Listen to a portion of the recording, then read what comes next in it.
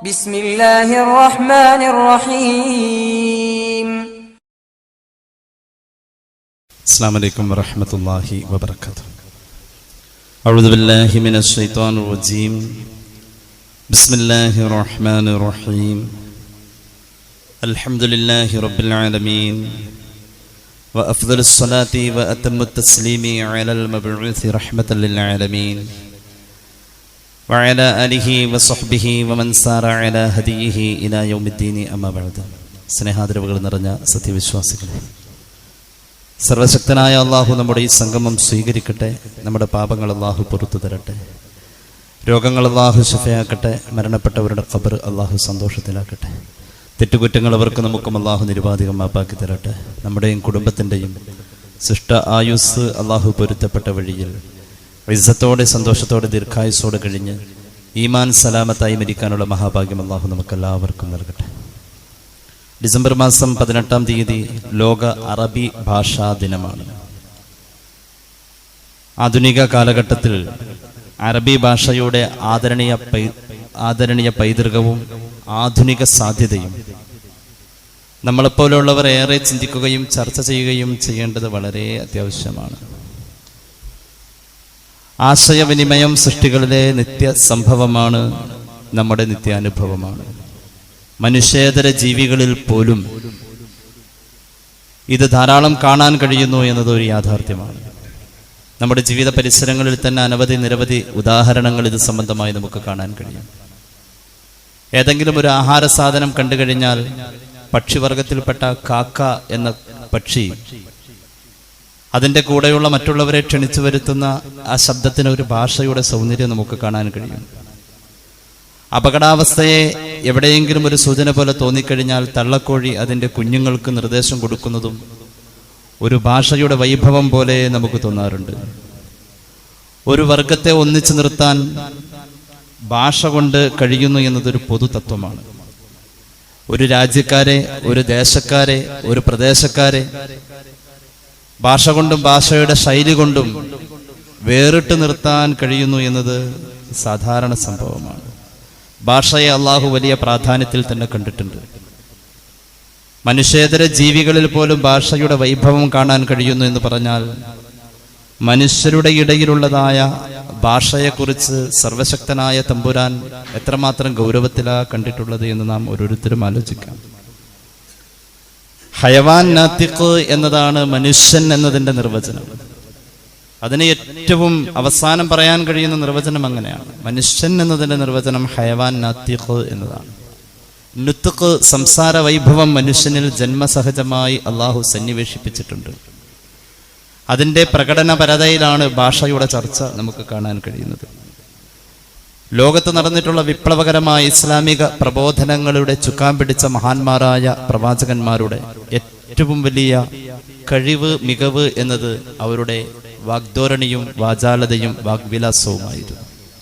അതിന് ഭാഷ കൂടിയേ തീരും. അവിടെ ഏതെങ്കിലും നിലക്ക് ഒരു പ്രവാചക ജീവിതത്തിൽ എവിടെയെങ്കിലും ഒരു കുറവ് എന്ന് തനിക്ക് ബോധ്യപ്പെടുന്നിടത്ത് ആ കുറവിനെ പരിഹരിക്കാൻ പ്രവാചകത്വ ജീവിതത്തിന്റെ ജൈത്രയാത്രയുടെ ഇടവേളയിൽ മറ്റൊരാളെയും കൂടെ കൂട്ടിയ സംഭവത്തിന് പരിശുദ്ധ ഖുർആൻ സാക്ഷിയാണ്. റബ്ബി ശ്റഹ് ലി സദ്രി വയസ്സിർ ലി അംരി വഹ്ലുൽ ഉഖദത മിൻ ലിസാനി യഫ്ഖഹു ഖൗലി വജഅൽ ലി വസീറൻ മിൻ അഹ്ലി ഹാറൂന അഖി ഉസ്ദുദ് ബിഹി അസ്രി വഅശ്രികുഹു ഫി അംരി.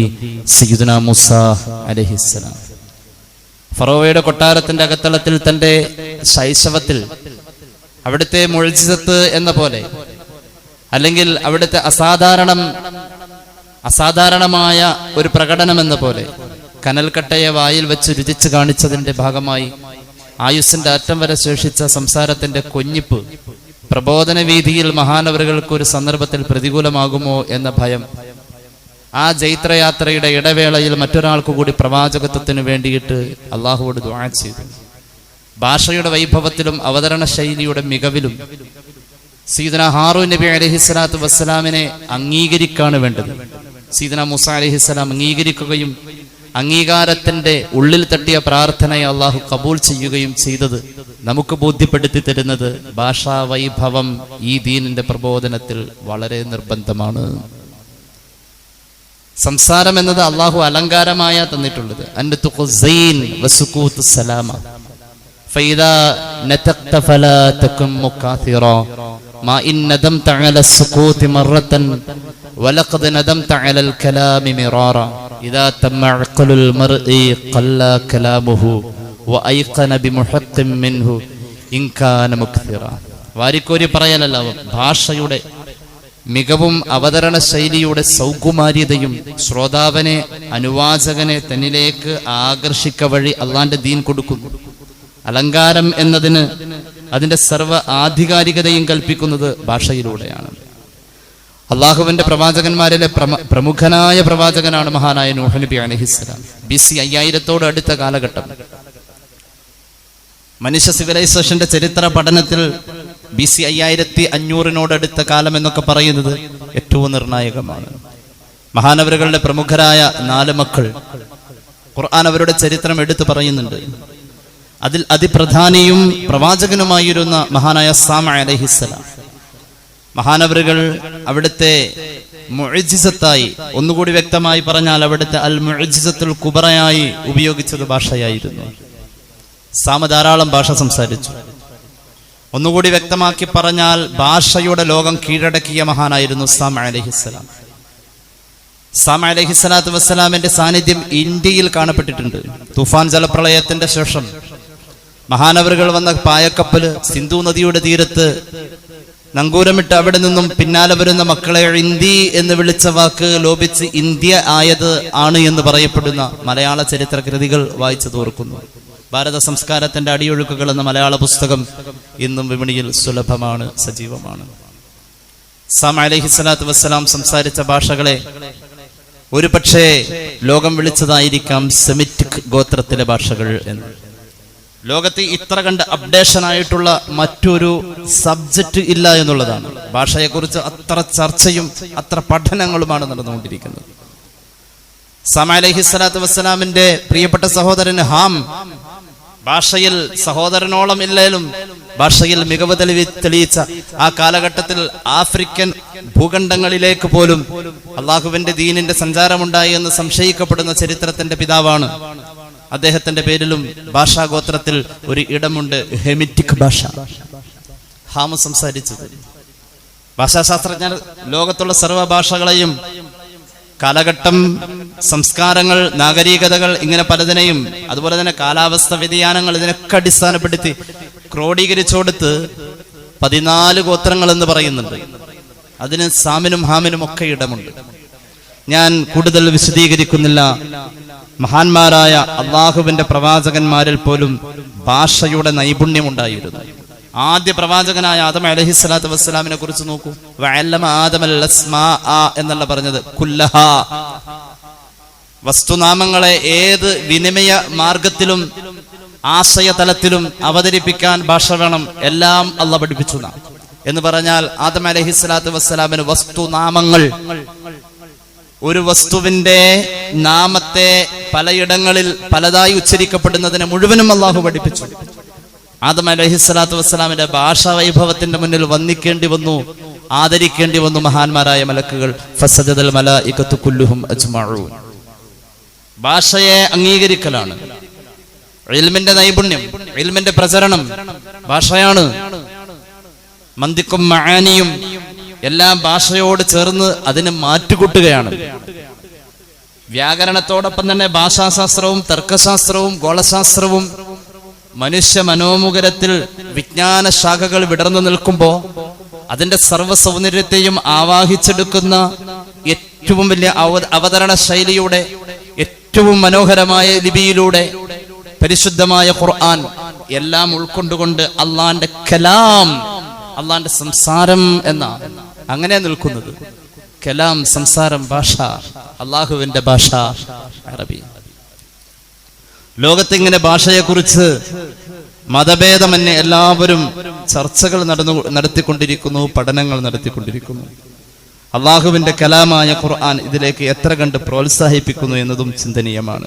മനുഷ്യരുടെ സംസാരങ്ങളും ഭാഷകളും ലോകത്ത് നിത്യ ചർച്ചയായി തുടരുമ്പോൾ ഖേദകരമെന്ന് പറയട്ടെ, നമ്മുടെ സംസ്ഥാനത്ത് സാധാരണക്കാർക്ക് പ്രയാസമാകുന്നത് നമ്മുടെ സംസ്ഥാനത്തിനൊരു ഭരണഭാഷ ഇല്ല എന്നുള്ളതാണ്. പൂർണ്ണമായി മലയാളത്തിലായിട്ടില്ല.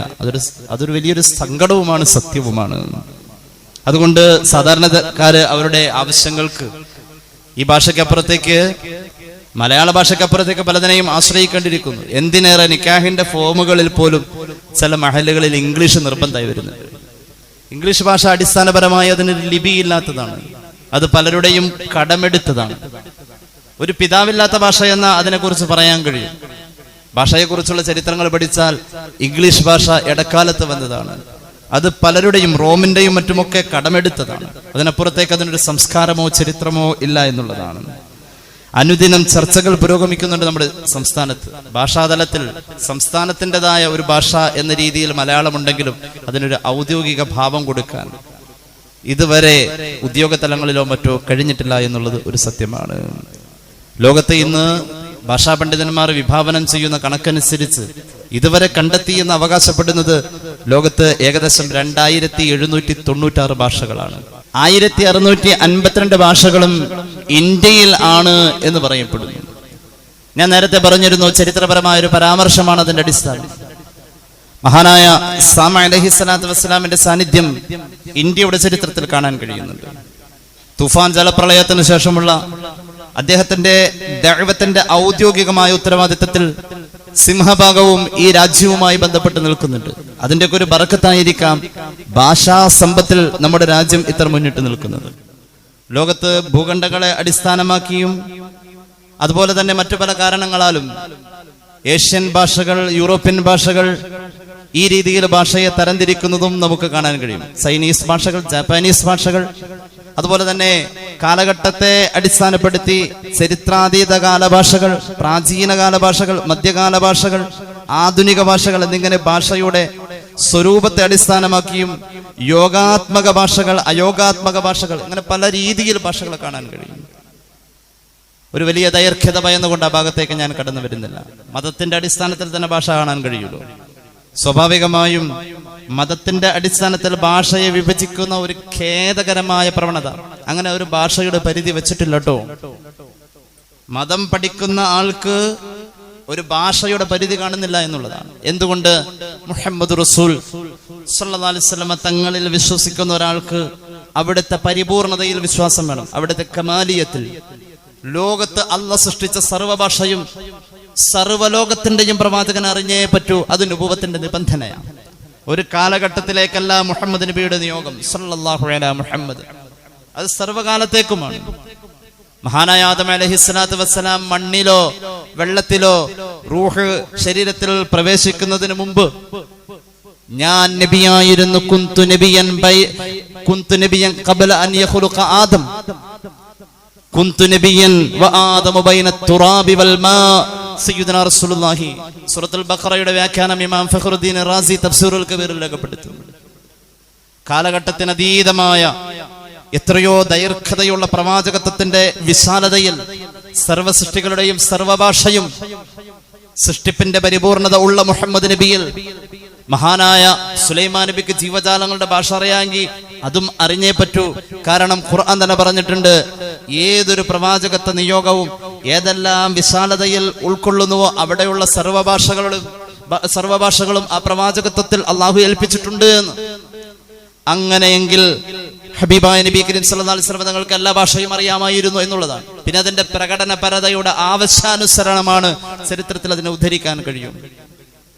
ഹബീബായ നബി കരീം സല്ലല്ലാഹു അലൈഹി വസല്ലം തങ്ങളുടെ കാലഘട്ടത്തിൽ സ്വഹാബികൾ ലോകത്തിന്റെ അഷ്ടദിക്കുകളിലേക്ക് സഞ്ചാരികളായിട്ടുണ്ട് ഈ മതത്തിന്റെ ദഅവത്തുമായി. എന്തേ അവർക്ക് ഭാഷ, അവരുടെ മൗനം തന്നെ ഒരു ഭാഷയായിരുന്നു. ഭാഷ എന്ന് പറഞ്ഞാൽ പലതാ. ചില നോട്ടങ്ങൾ, തുറിച്ചുള്ള നോട്ടങ്ങൾ, അതിനൊരു 1000 പ്രഭാഷണത്തിന്റെ ശക്തിയാണ്. ചില മൗനങ്ങൾ 1000 പ്രഭാഷണത്തിന്റെ ശക്തിയാണ്. അതും ഒരു ഭാഷയാണ്. നോട്ടത്തിനൊരു ഭാഷ, ചിരിക്കൊരു ഭാഷ, ഒരർത്ഥം വെച്ചുള്ള ഒരു ചിരി എന്ന് പറയും. അർത്ഥം ഭാഷയിലേ ഉള്ളൂ. അർത്ഥം എന്ന് പറഞ്ഞാൽ പദമാറ്റം, ആശയവിനിമയത്തിൽ അങ്ങുമിങ്ങുമുള്ള താരതമ്യം, ഇതൊക്കെയാണ് അർത്ഥം. അത് അവയവങ്ങൾ കൊണ്ട് പ്രകടമാകും, വാചാലതയിൽ മാത്രമല്ല. മുഹമ്മദ് റസൂൽ സല്ലല്ലാഹു അലൈഹി വസല്ലമ തങ്ങൾ മലയാളികളുടെ ഇടയിൽ സ്വഹാബികളെ പറഞ്ഞയച്ചിട്ടും അന്നും ആ കാലഘട്ടത്തിലും ഖുത്ബ ഓതിയത് അറബിയിൽ തന്നെയാണ്. അതുകൊണ്ടാണ് ഇസ്ലാമിക കർമ്മശാസ്ത്രം പരിശുദ്ധ പ്രമാണങ്ങളുടെ വെളിച്ചത്തിൽ തന്നെ പറഞ്ഞത് ഖുത്ബയുടെ ഷർത്ത് അത് അറബി ഭാഷ എന്ന് നിഷ്കർഷിക്കാം. ഭാഷ നിർബന്ധമാണ്. മുസ്ലിമീങ്ങൾക്ക് അറബിയും ഉറുദുവും അങ്ങനെ ആരൊക്കെയോ പറഞ്ഞു വെച്ചു. ആര്യവരേണ്യ ഭാഷ എന്ന് പറയപ്പെടുന്ന സംസ്കൃതം അത് ഹിന്ദുക്കൾക്ക് വെച്ചു കൊടുത്തു. ബുദ്ധൻ പാലി ഭാഷയുമായി ബന്ധപ്പെട്ട സംസ്കാരത്തിൽ ബുദ്ധമതക്കാർക്ക് പാലി ഭാഷ വെച്ചു കൊടുത്തു. ക്രിസ്ത്യാനിക്ക് ഗ്രീക്കും സുറിയാനിയും വെച്ചു കൊടുത്തു. മഹാനായ ശൈഖുന ശംസുൽ ഉലമ ഖദ്ദസല്ലാഹു സിറഹുൽ അസീസ് സുറിയാനി ഭാഷയെ അനായാസം കൈകാര്യം ചെയ്യുന്ന ഒരു മഹാനായിരുന്നു. ലോകത്ത് വന്ന മഹത്തുക്കൾക്ക് ഭാഷയിൽ ഈ പറഞ്ഞ സംസ്കാരത്തിന്റെയോ മതത്തിന്റെയോ കാലഘട്ടത്തിന്റെയോ വേർതിരിവില്ലാതെ അവർ അതിൽ നിപുണരായിരുന്നു എന്നുള്ളതാണ് ചരിത്രം. ഒറ്റവാക്കിൽ പറഞ്ഞാൽ തരം തിരിച്ചിരിക്കുന്നത് 14 ഗോത്രങ്ങളിലായ ഭാഷകള്. 14 ഭാഷ എന്നുള്ളതിനർത്ഥം 14 ഗോത്രങ്ങളിൽ ആയിരക്കണക്കിന് ഭാഷ. ഇനിയും മനുഷ്യൻ അത് എത്രയോ കണ്ടുപിടിക്കാനുണ്ട്. അങ്ങനെ ഒരു വിഭജനം നടത്തി ലോകത്ത് ഭാഷയിൽ ഇപ്പോഴും പഠനങ്ങൾ മുന്നോട്ട് പോയിക്കൊണ്ടിരിക്കുക. ഇവിടെയൊക്കെ ചിന്തിക്കേണ്ട ഒരു കാര്യം, തർക്കമുള്ള ഒരു വിഷയമാണ് ആദ്യ ഭാഷ ഏത് എന്നത്. ആദ്യ ഭാഷ ഏത് എന്നുള്ളതിൽ തർക്കമുണ്ട്, അഭിപ്രായ വ്യത്യാസമുണ്ട്. സംസ്കൃതമാണ് ആദ്യ ഭാഷ എന്ന് പറയുന്ന ആളുകളുണ്ട്. അതുപോലെ തന്നെ ചിലർ പറയുന്നത് ഹീബ്രു ഭാഷയാണെന്ന് പറയുന്നുണ്ട്. സകല ഭാഷകളുടെയും മാതാവ് അത് ഫ്രീജിയൻ ഭാഷകളും അതുപോലെ തന്നെ അറബി ഭാഷയുമാണെന്ന് പറയുന്നവരുണ്ട്. സാധ്യതകളൊന്നും തള്ളിക്കളയുന്നില്ല. അടിസ്ഥാന ഭാഷ ഒരു വിശ്വാസിയെ സംബന്ധിച്ചിടത്തോളം അത് അറബിയാണെന്ന് വിശ്വസിച്ചേ പറ്റൂ. കാരണം അത് അള്ളാഹുവിന്റെ ഭാഷയാണ്. അള്ളാഹുവിന്റെ ഭാഷ എന്ന് പറയുന്നത് അള്ളാഹുലേക്ക് ചേർക്കപ്പെടുന്നതൊക്കെ വുജൂദ്, ഖദീം, ബാഖി എന്നൊക്കെ പറയുന്ന എല്ലാ സിഫത്തുകളിലും ആവരണം ചെയ്യപ്പെട്ടതാണ്. അപ്പൊ ആദ്യ ഭാഷ എന്നത് ഖദീമായ പണ്ടേ ഉള്ളവൻ, സൃഷ്ടിയുടെ മനോമുഖരത്തിൽ ചിത്രീകരണത്തിന് സാധ്യമല്ലാത്ത പഴക്കത്തെ പറയപ്പെടുന്ന അള്ളാഹുവിന്റെ കാലയുഗങ്ങൾക്കപ്പുറമുള്ള ചിന്തകൾ. അള്ളാഹ് എന്ന ചിന്തയിൽ കാലമോ യുഗമോ ഇല്ല. ാണ് അവൻ അവാച്യമാ. അവൻ മനുഷ്യ ഭാവനകളിലല്ല, സ്നേഹത്തിലും ഈമാനിലും ഹൃദയത്തിന്റെ അകത്ത് ഉൾക്കൊള്ളാനേ കഴിഞ്ഞു. അവന്റെ സൃഷ്ടികളുടെ സൃഷ്ടി തലങ്ങളിൽ പോലും അവൻ പ്രത്യക്ഷമാവൽ പ്രയാസം. ലൻ തറാനി, എന്നെ കാണാൻ പറ്റില്ല എന്നാ പറഞ്ഞത് സയ്യിദുനാ മൂസ നബിയോട്. അത്രത്തോളം വിശാല വിസ്തൃതിയുള്ള അല്ലാഹ് എന്ന ഒരു വലിയ സങ്കല്പം. അവന്റെ അർശിനെ പറ്റി പോലും പറഞ്ഞത് അലീം എന്നാണ്. അള്ളാഹിനെ പറഞ്ഞത് അൽ അഅല എന്നാണ്, അൽ അലീം എന്നാണ്. അവന്റെ അർശിനെയും പറഞ്ഞത് അലീം എന്നാണ്. ആ അള്ളയുടെ എത്രയോ അപ്പുറത്തുള്ള എന്നേ ഉള്ളവൻ, പണ്ടേ ഉള്ളവൻ. ആ പണ്ട് എന്നതിനൊരു പരിധിയില്ലാത്ത പണ്ട്.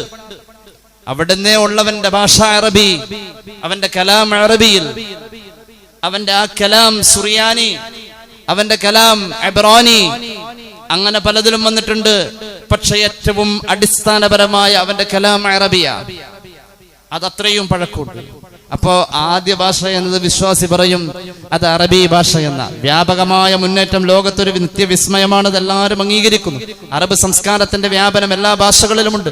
അറബ് ഭാഷയിൽ നിന്നും പലതിനെയും മലയാളവും തന്നെ കടമെടുത്തിട്ടുണ്ട്. നമ്മൾ പറയും കരാർ എഴുതാൻ പോയി എന്ന് പറയും. കരാർ, ഉറപ്പ്, തഹസീൽദാർ, ബാക്കി വന്നത് ബാക്കി, ഇതൊക്കെ അറബിയിൽ നിന്നും ഇങ്ങോട്ട് നമ്മൾ സാംശീകരിച്ചെടുത്തിട്ടുള്ള ഒരുപാട് നല്ല സംസ്കാരങ്ങളിൽ നിന്നും ഭാഷയുടെ ഇത്തരത്തിലുള്ളതായ ചില പൈതൃക രൂപങ്ങളെയും നമ്മൾ കടമെടുത്തിട്ടുണ്ട്. മലയാള നാട്ടിൽ അറബി വ്യാപകമായിരുന്നു. മഹാന്മാരായ സ്വഹാബത്തിന്റെ വരവ്, അറബി ഭാഷയുടെ മുന്നേറ്റം, അവരുടെ ആശയവിനിമയങ്ങൾ. ആദ്യ സന്ദർഭത്തിൽ തന്നെ ഭാഷ അറിയുന്ന ഒരു പരിഭാഷകനില്ലാതെ തന്നെ ചെരമാൻ ചക്രവർത്തിയോട് ശീതീകരിച്ച കൊട്ടാരത്തിന്റെ അകത്തളത്തിൽ മൗനാവൃതമായ മുഖങ്ങൾ 1000 പ്രഭാഷണങ്ങൾ വാചാലമായി.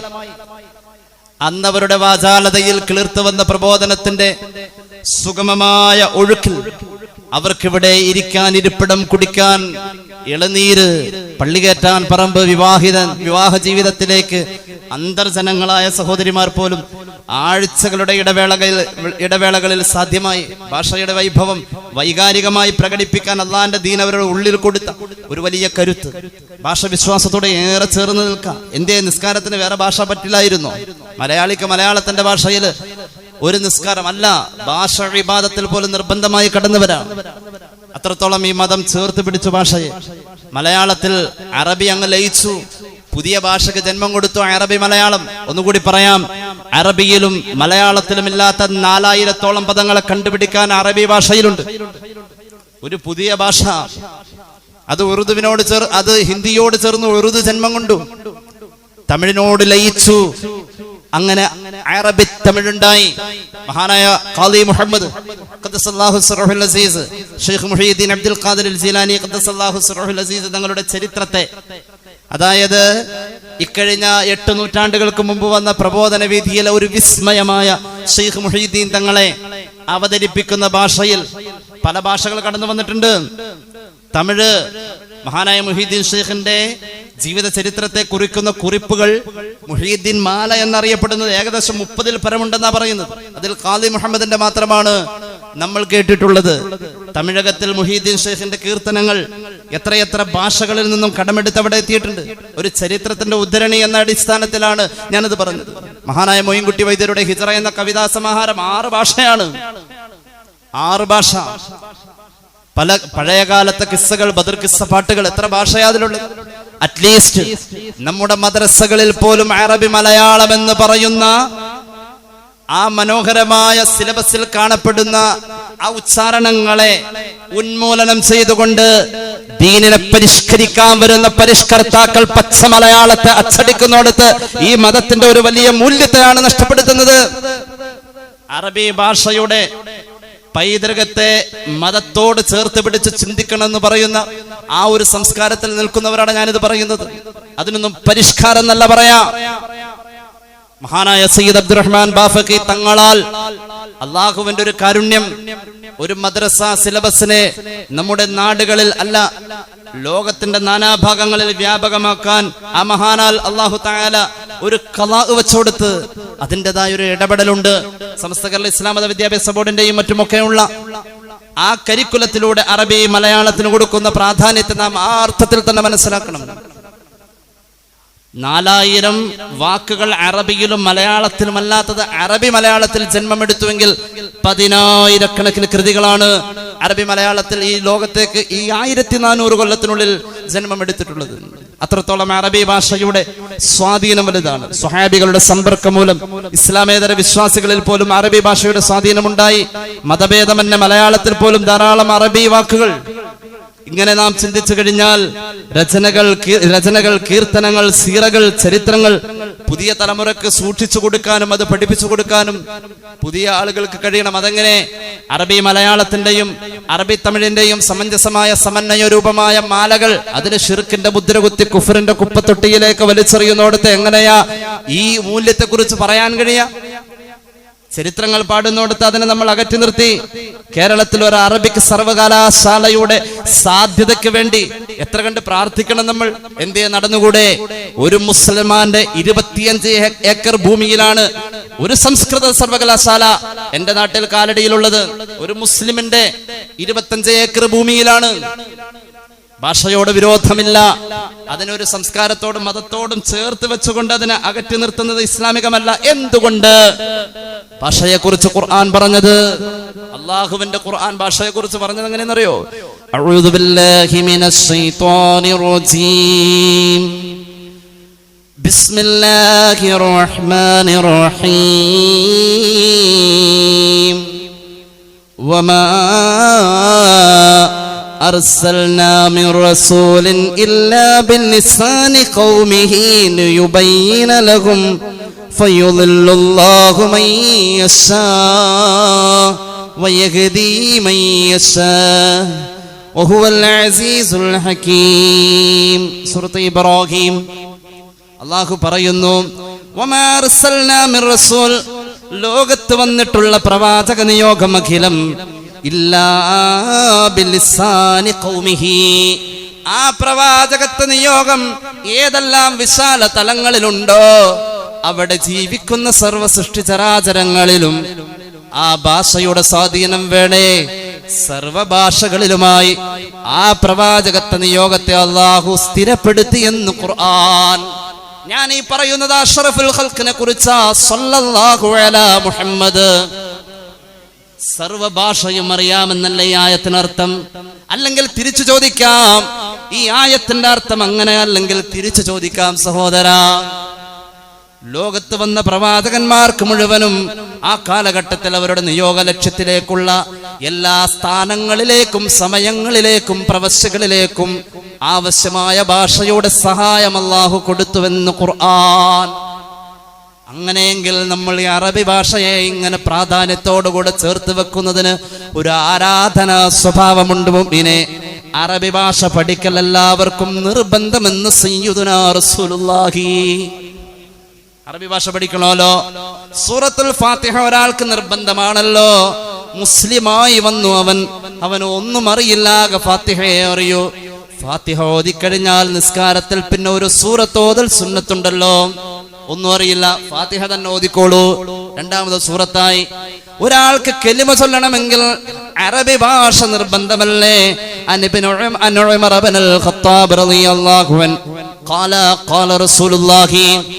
ഒന്നുകൂടി ഖാല റസൂലുള്ളാഹി തഅല്ലമുൽ അറബിയ ഫഇന്നഹാ തുസ്ബിതുൽ അഖല വതസീദു ഫിൽ മുർവാ. അറബി ഭാഷ പഠിക്കണേ എന്ന് പുണ്യ നബി സല്ലല്ലാഹു അലൈഹി വസല്ലം. എന്തുകൊണ്ടാ? അറബി ഭാഷയിലൂടെ ബുദ്ധിക്ക് സ്ഥിരത കിട്ടും, ബുദ്ധിയെ ഉറപ്പിച്ചു നിർത്തും. മനോഹരമായി ഖുർആൻ പാരായണം ചെയ്യുന്ന ആളുകൾക്ക് 60 വയസ്സിന് ശേഷം വരുന്ന ബുദ്ധിയുടെ ചിത്തഭ്രമ അവസ്ഥ ഒന്നും ഉണ്ടാവില്ലെന്ന് സൂഫിയാക്കൾ പറഞ്ഞതാ. നന്നായിട്ട് സ്ഥിരം ഖുർആൻ ഓതുന്ന ആള് ഓർമ്മ നഷ്ടപ്പെടൂലത്രേ. എന്റെ കുടുംബത്തിലുണ്ടായിരുന്നു മനോഹരമായി ഖുർആൻ ഹിഫ്ളോടുകൂടെ 7 ഭാഷയിൽ അതിനെ വ്യാഖ്യാനിക്കാൻ കഴിയുന്ന ഒരു മഹാപണ്ഡിതൻ. അള്ളാഹു ഖബർ വെളിച്ചാക്കട്ടെ. അദ്ദേഹത്തിന് വന്ന രോഗം ബ്രെയിനിൽ ക്യാൻസർ ആയിരുന്നു. എല്ലാ ഓർമ്മകളും പോയി. പക്ഷേ ഖുർആനുമായി ബന്ധപ്പെട്ട് അദ്ദേഹത്തെ സമീപിച്ചവരുടെ മുഖം മറന്നില്ല.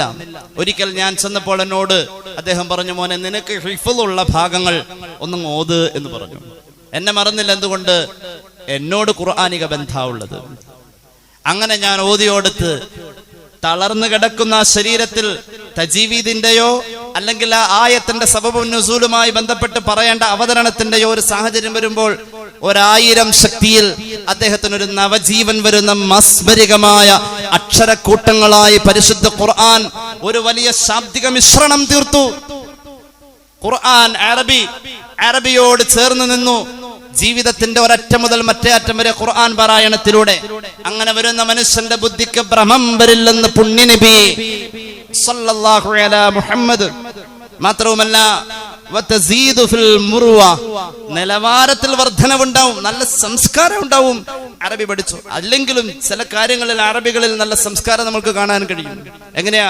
വാപ്പായും മോനും തമ്മിൽ ഒരഭിപ്രായ വ്യത്യാസമുണ്ട്. മോനൊന്ന് തല്ലാൻ അറബി വാപ്പ വരാണെങ്കിൽ അസ്സലാമു അലൈക്കും എന്ന് പറഞ്ഞ് കൈ അങ്ങ് കൊടുത്തിട്ട് കൈ കൊടുത്ത് സലാം പറഞ്ഞതിന് ശേഷം മോനെ തല്ലു. ഒരു ഉദാഹരണമാണത്. അല്ലെങ്കിലോ എന്തെങ്കിലും ഒരു അത്ഭുതകരമായ ഒരു കാര്യം കണ്ടു കഴിഞ്ഞാൽ നമ്മളാണെങ്കിൽ മൂക്കത്ത് കൈവച്ചിട്ടൊരു വലിയുണ്ട്, ഒരു ഹലാക്കിലെ വലി. അറബി അങ്ങനെയല്ല പറയാ മാഷാ അല്ലാ. അറബി പറയുന്നത് മാഷാ അല്ലാ, അറബി പറയുന്നത് ബാറക്കല്ലാ. അറബിയുടെ ഒരു സംസ്കാരം അത് വല്ലാത്തൊരു സംസ്കാരം തന്നെയാ. അത് അറബി ഭാഷയുടെ സംസ്കാരം എന്ന് പുണ്യ നബി ഇമാം ബൈഹഖി അവിടുത്തെ ശുഅബിൽ ഈ ഹദീസ് പറയുന്നതായി കാണാം. ഇനി കാണാം മറ്റൊരു ഹദീസിൽ കാണാൻ ഇബ്നു അബ്ബാസ് റളിയല്ലാഹു അൻഹുമാ അന്ന റസൂലുള്ളാഹി സ്വല്ലല്ലാഹു അലൈഹി വസല്ലം ഖാല അഹിബ്ബുൽ അറബ ലിസലാസ്, നിങ്ങൾ അറബികളെ സ്നേഹിക്കണേ, അറബിയെ സ്നേഹിക്കണേ. അതിന് 3 കാര്യകാരണങ്ങളുണ്ടെന്ന് സയ്യിദുനാ റസൂലുള്ളാഹി. ഒന്നാമത്തേത് അന്നീ അറബിയുൻ, ഞാൻ അറബിയാണ്. വൽ ഖുർആന അറബിയുൻ, ഖുർആൻ അറബിയാണ്. വകലാമാഹിൽ ജന്നത്തി അറബിയുൻ, സ്വർഗ്ഗവാസി സംസാരിക്കുന്ന ഭാഷയും അറബി. സയ്യിദുനാ റസൂലുള്ളാഹി. എന്റെ പ്രിയമുള്ളവരെ, ലോകത്തെ സർവ്വ മുസ്ലിമീങ്ങളുടെയും ആരാധന ഭാഷയാ അറബി. പരിശുദ്ധ ഖുർആനിന്റെ ഭാഷയാ അറബി. ഇന്ന് ലോകത്ത് നിലനിൽക്കുന്ന ഏറ്റവും പഴക്കം ചെന്ന സെമിറ്റിക് ഭാഷയാ അറബി. മാത്രവുമല്ല, സെമിറ്റിക് ഭാഷകളിൽ ഏറ്റവും സജീവമായ ഭാഷയാണ് അറബി. ലോകത്തെ മൊത്തം ജനസംഖ്യയുടെ 42.2 കോടിയിലധികം ജനങ്ങൾ സംസാരിക്കുന്നവരുടെ ഒന്നാമത്തെ ഭാഷയാണ് അറബി. അതിലേറെ ആളുകൾ സംസാരിക്കുന്നവരുടെ രണ്ടാമത്തെ ഭാഷയാണ് അറബി. ലോകത്തുള്ളതായ 195 രാജ്യങ്ങൾ അംഗമായിട്ടുള്ള ഐക്യരാഷ്ട്രസഭ അംഗീകരിച്ചിട്ടുള്ള 6 ഔദ്യോഗിക ഭാഷകളിൽ 3-ാം സ്ഥാനത്തുള്ള ഭാഷയാണ് അറബി. ഇസ്ലാമിക നാഗരികതയുടെ കാലഘട്ടം എന്നറിയപ്പെടുന്ന അബ്ബാസിയ ഭരണകാലഘട്ടത്തിൽ ലോക അടിസ്ഥാനത്തിൽ ലോക ഭാഷയായി 1-ാം സ്ഥാനത്തായിരുന്നു അറബി. ലോക ജനസംഖ്യ അനുസരിച്ച് ലോകത്തെ 4-ാമത്തെ വിനിമയ ഭാഷയാണ് അറബി. ഓക്സ്ഫോർഡ്, കേംബ്രിഡ്ജ് ഉൾപ്പെടെയുള്ള ലോക സർവകലാശാലകളിൽ പ്രത്യേക വകുപ്പുകൾ സ്ഥാപിക്കപ്പെട്ടിട്ടുള്ള ഭാഷയാണ് അറബി. നിസ്സാര ഭാഷയല്ല അറബി. ലോകത്തുള്ള 30ഓളം രാജ്യങ്ങളിലെ ഔദ്യോഗിക മാതൃഭാഷയാണ് അറബി. ലബനാനിലെ ജനസംഖ്യയിൽ 40% വരുന്ന ക്രിസ്ത്യാനിയുടെ മാതൃഭാഷയാണ് അറബി. UN-ന്റെ സെക്രട്ടറി ജനറൽ ആയിരുന്ന ഈജിപ്തുകാരനായ ബൂത്രുസ് ഗാലി എന്ന് പറയുന്ന ക്രിസ്ത്യാനി സംസാരിക്കുന്ന അദ്ദേഹത്തിന്റെ മാതൃഭാഷയാണ് അറബി. നമ്മുടെ തൊട്ടടുത്ത ഗൾഫ് രാജ്യമായ ഒമാനിലെ ഹിന്ദുക്കൾ സംസാരിക്കുന്ന ഭാഷയാണ് അറബി. അങ്ങനെ ഒരുപാടുണ്ട്. ജൂതരാഷ്ട്രമായ ഇസ്രായേലിന്റെ 2-ാം ഭാഷയാണ് അറബി. ഇന്ത്യയിൽ നിന്നും ഏറ്റവും കൂടുതൽ ആളുകൾ ഇന്ന് പഠിച്ചുകൊണ്ടിരിക്കുന്ന ഭാഷ ഗൂഗിൾ എടുത്തു നോക്കൂ, അതാണ് അറബി. ഇതിന്റെ സാധ്യത വേണം, ഇത് കുടുംബങ്ങളിൽ വേണം, ഇത് പരിശുദ്ധ ഖുർആനിന്റെ സരളമായ പാരായണത്തിലൂടെ ഇണങ്ങി വരണം. നാവിൻ തുമ്പിൽ ഉമിനീരിനോട് ചേരണം, ആത്മാവിൽ സായൂജ്യമണയണം. അതൊരു സ്നേഹമാവണം, അതൊരു വൈകാരികമാവണം. അറബ് വേണം, മദ്രസ വേണം, അതിനുള്ളതായ ശ്രമങ്ങളിൽ കൂടണം. നമുക്ക് ഈ ഭാഷയെ നിലനിർത്തണം. ഭാഷ പഠിച്ചവർ അങ്ങും ഇങ്ങും അറബി ഭാഷ ഉപയോഗിച്ചു തുടങ്ങണം. ഗൾഫ് സംസ്കാരങ്ങൾ മറക്കല്ലേ. ആ ജീവിതങ്ങളുടെ ഓർമ്മകളിൽ പരസ്പരം കാണുന്നവർ ഒരു 10 മിനിറ്റെങ്കിലും അറബി സംസാരിക്കാൻ ശ്രമിക്കണേ, മറ്റുള്ളവർക്ക് പഠിപ്പിക്കാൻ ശ്രമിക്കണേ. എന്തുകൊണ്ട്? ഇതിനൊരു ആരാധനയുടെ രൂപം കൊടുത്തിട്ടുണ്ട്. ആരാധനകളിൽ ഇതിനൊരു സ്ഥാനമുണ്ട്. ലോകരാജ്യങ്ങളുടെ ഇടയിൽ അറബ് ഭാഷയുടെ ജന്മദിനം എന്ന് പറഞ്ഞുകൊണ്ട് ഐക്യരാഷ്ട്രസഭ ഡിസംബർ 18 ലോക അറബ് ഭാഷാ ദിനമായി പ്രഖ്യാപിക്കുന്നതിന്റെ മുമ്പ് തന്നെ ഇത് ലോകത്തോട് സ്നേഹത്തോടെ ചേർക്കാൻ പറഞ്ഞതാണ് സയ്യിദുനാ റസൂലുള്ളാഹി. അങ്ങനെയെങ്കിൽ നമ്മുടെ മദ്രസ തലങ്ങളൊന്ന് മെച്ചപ്പെടേണ്ടതുണ്ട്, നമ്മുടെ പ്രബോധന രീതികൾ മെച്ചപ്പെടേണ്ടതുണ്ട്, പള്ളി ദർസുകൾ സജീവമാവേണ്ടതുണ്ട്. മഹാന്മാരായ യമനി പണ്ഡിതന്മാരുടെ പാരമ്പര്യത്തെ പൊന്നാനി മഖ്ദൂമുകൾ ഏറ്റെടുത്തുകൊണ്ട് മഹല്ലുകളിൽ സജീവമായിരുന്ന മദീനയിലെ മസ്ജിദുൻ നബവിയുടെ അകത്ത് സുഫത്തിന്റെ അഹ്ലുകാരെ ഓർമ്മിപ്പിക്കുന്ന ദർസി പാരമ്പര്യം നമ്മുടെ മഹല്ലുകളിലും വേണം. അല്ലാഹു തൗഫീഖ് നൽകട്ടെ. ഒരു മുതഅല്ലിമിന്റെ സാന്നിധ്യം ഒരു പള്ളിയുടെ പരിസരത്ത് ഉണ്ടാവണം. ഇതൊക്കെ ആവശ്യമാണ്. ഉഖറവിയായ അൽഹംദുലില്ലാഹ് ഇൻഷാ അല്ലാഹ് ഇനി ഉണ്ടാവണം. അല്ലാഹു തൗഫീഖ് നൽകട്ടെ. എല്ലാവരും ഉണ്ടല്ലോ. നമ്മുടെ വീട്ടില് 3-4 മക്കളെ പുലർത്താൻ നമ്മൾ അതിനു വേണ്ടി ശ്രമിക്കുന്ന പോലെ സമൂഹത്തിനും സമുദായത്തിനും വേണ്ടി അങ്ങനെ കുറച്ച് മുത്തഅല്ലിമീങ്ങൾ ആഖിറത്തിന്റെ വിജയത്തിന് വേണ്ടി നമ്മൾ കണ്ടെത്തണം, അവരെ സഹായിക്കണം. അവരുടെ കാര്യങ്ങളിൽ ഹിസാബിൽ പോലും ഇളവുണ്ടെന്നാണ് പുണ്യനബി സല്ലല്ലാഹു അലൈഹി വസല്ലം പഠിപ്പിച്ചത്. ഉഖറവിയായ മുത്തഅല്ലിം ഒരു ഖബറിന്റെ സമീപത്തോടെ നടന്നു പോയാൽ ആ ഖബറിന്റെ അദാബിൽ പോലും ലഘൂകരണം അല്ലാഹു കൊടുക്കുമെന്ന മഹാന്മാരായ അയിമത്ത് പറഞ്ഞിട്ടുള്ളത്. പരിശുദ്ധ ഖുർആന്റെ വ്യാഖ്യാനത്തിൽ ഇമാം ഫഖ്റുദ്ദീൻ റാസി ഒരു ഹദീസ് പറയുന്നതായി കാണാം. അൻ അനസ് ബിൻ മാലിക് റളിയല്ലാഹു അൻഹു അന്നഹു ഖാല റസൂലുള്ളാഹി സ്വല്ലല്ലാഹു അലൈഹി വസല്ലം, നിങ്ങൾക്കാരെങ്കിലും ഹബീബായ നബി തങ്ങൾ പറയാണ്, നിങ്ങൾ ആരെങ്കിലും അല്ലാഹു നരകമോചനം ഉറപ്പുകൊടുത്ത ഒരു വിഭാഗത്തെ കാണാൻ ആഗ്രഹിക്കുന്നുവെങ്കിൽ മൻ അഹബ്ബൻ യൻദുറ ഇലാ ഉതഖാഇൻ മിനന്നാർ ഫലൻദുറ ഇലൽ മുതഅല്ലിമീൻ. പള്ളി ദർസിലോതുന്ന കുട്ടികളെ കണ്ടാൽ മതി. നരകമോചിതർ എന്ന് പറയുന്ന ഒരു വിഭാഗത്തെ കണ്ണോണ്ട് കാണാൻ ആഗ്രഹമുണ്ട്, അങ്ങോട്ട് നോക്കിക്കോളൂ എന്ന് സഹൽ ഫൈലി അല്ല പറഞ്ഞത്, സയ്യിദുനാ റസൂലുള്ളാഹി സ്വല്ലല്ലാഹു അലാ മുഹമ്മദ് സ്വല്ലല്ലാഹു അലൈഹി വസല്ലം. ഫവല്ലദീ നഫ്സി ബിയദിഹി മാ മിൻ മുതഅല്ലിമിൻ യതഖല്ലഫു ഇലാ ബാബി ആലിമിൻ ഇല്ലാ കതബല്ലാഹു ലഹു ബികുല്ലി ഖദ്മിൻ ഇബാദത്തസ്സന. ആ സബഖ് മാറാൻ വേണ്ടി ഉസ്താദിന്റെ വാതിൽക്കലേക്ക് ഒരു കുട്ടി നടന്നു പോകുമ്പോ അല്ലാഹു തആല ഓരോ ചവിട്ടടിക്കും 1 കൊല്ലത്തെ ഇബാദത്ത് രേഖപ്പെടുത്താ എന്ന് പുണ്യനബി. അവരെ ഇബാദത്തിൽ നമ്മുടെ അത്രം കാണപ്പെട്ടില്ലേലും അവർക്ക് അല്ലാഹു കൊടുക്കുന്ന സ്ഥാനത. തഹജ്ജുദ് നിസ്കാരത്തിൽ നമ്മളല്ലെങ്കിലും മുതഅല്ലിം ഒരു ബാബു പഠിച്ചാൽ മതി. അത്രയും വലിയ ഒരു ദീനിയായ ജിഹാദാണ് അല്ലാഹു തആല അവരിലൂടെ നടത്തുന്നത്. അല്ലാഹു നമുക്ക് തൗഫീഖ് നൽകട്ടെ. അറബി ഭാഷയുടെ സംസ്കരണം അറബി ഭാഷ കൊണ്ടുണ്ടാകുന്ന സംസ്കരണം, അറബി ഭാഷയുടെ സംരക്ഷണം, ഇതൊക്കെ നമ്മൾ ഏറ്റെടുക്കൽ നമ്മുടെ വിശ്വാസത്തിന്റെ ഭാഗമായി തന്നെ പറയപ്പെടുന്ന പോലെ തന്നെ ഇത്തരത്തിലുള്ളതായ പൈതൃകങ്ങളും നമ്മൾ കാത്തു സൂക്ഷിക്കൽ നമുക്ക് നിർബന്ധം എന്ന ഒരു ചിന്ത എന്റെ സദസ്സിന്റെ മുന്നിൽ വെച്ചുകൊണ്ട് ഹ്രസ്വമായ എന്റെ വാക്കുകൾ നിർത്തുന്നു. സല്ലല്ലാഹു അലാ മുഹമ്മദ് സല്ലല്ലാഹു അലാ മുഹമ്മദ്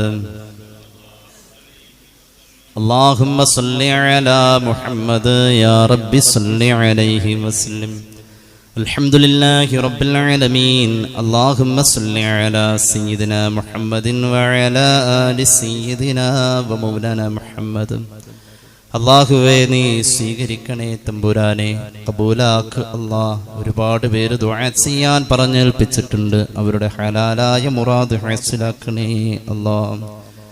അല്ലാഹുവേ റബ്ബേ, ലിവർ സംബന്ധമായ പ്രയാസമുള്ള പെരുമ്പാവൂർ സ്വദേശിയായ സുബൈർ എന്ന സഹോദരൻ ആസ്റ്റർ മെഡിസിറ്റിയിലാണ്.